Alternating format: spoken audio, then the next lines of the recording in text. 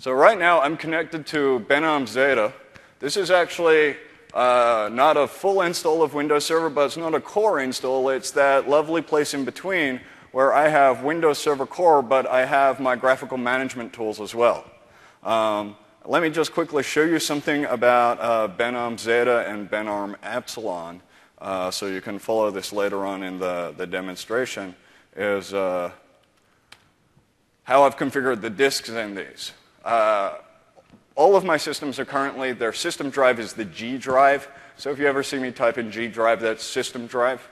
I then use J and K for where I'm storing virtual machines. And those are just partitions that I've set up to keep my demos clear. So whenever you see the J drive or the K drive, that's just a locally attached disk where I'm storing virtual machines. So let me get rid of that. I'm going to bring up the Hyper-V Manager UI. And for this first demo for Shared Nothing Live Migration, we're going to be using File Server 1.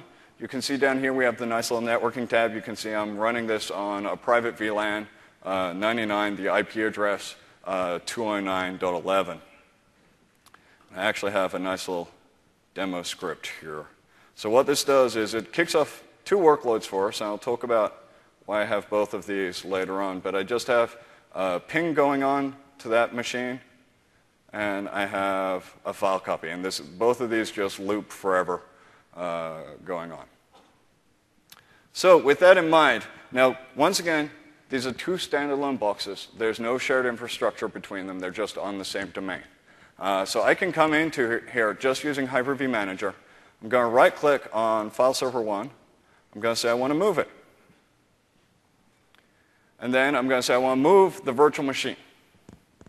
And I want to move it to my other server, vMotion Epsilon. We have autocomplete, and I have practiced this a lot. So thankfully, it autocompletes straight away. We then have a couple of move options. I'm going to choose the simple one here and say I just want to move all the virtual machine bits to a single place on vMotion Epsilon. I'm going to put in my path, j: on vMotion Epsilon.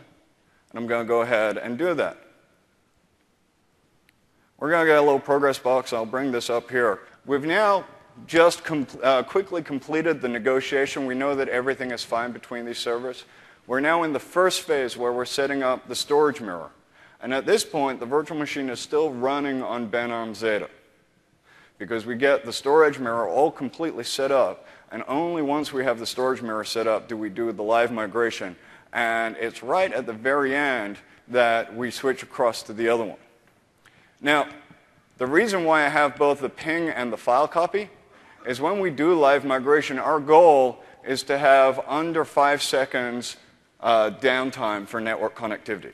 And that 5 seconds is a magical number because TCP/IP will cover over a timeout of under 5 seconds. So if the virtual machine disappears for 2 seconds and you're using any client over TCP/IP, it's not going to see the disconnect. Ping, on the other hand, ping uses ICMP, and ping is designed to detect small timeouts.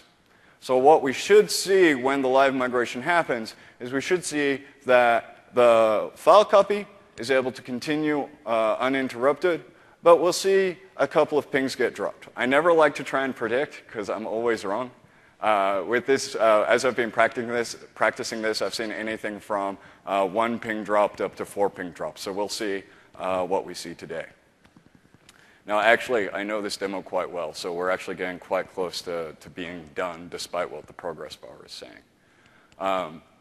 So we'll just wait a moment. Because it actually, with this setup, it gets to 30%, and then it actually screams along to 100%. So here we go. So we're now actually doing the memory transfer. We've got the storage mirror in place, and the virtual machine's moved across. Let's see how many pings. We dropped 1 ping. The file copy is kept up, and the entire virtual machine is moved over to the other side.